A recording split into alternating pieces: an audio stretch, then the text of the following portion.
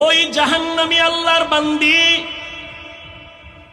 মাথার ওড়নাটা খুলি ওড়নার এক মাথা দিয়া চামড়ার মুজার সাথে বেঁধে পানির মধ্যে ফেলে পানি উঠাইল। মুজার মধ্যে পানি উঠাইয়া দৌড়াইয়া পিপাসার্ত কুকুরের মুখে পানি দিল।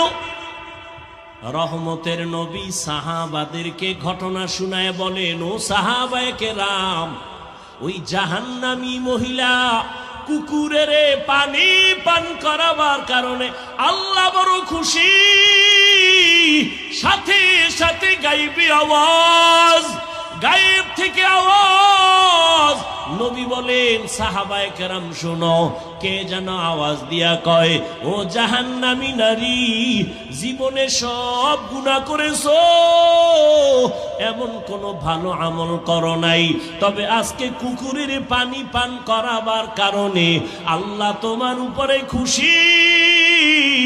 এই বরকতে তোমার জীবনের সব গুনাহগুলো মাফ হয়ে গেছে।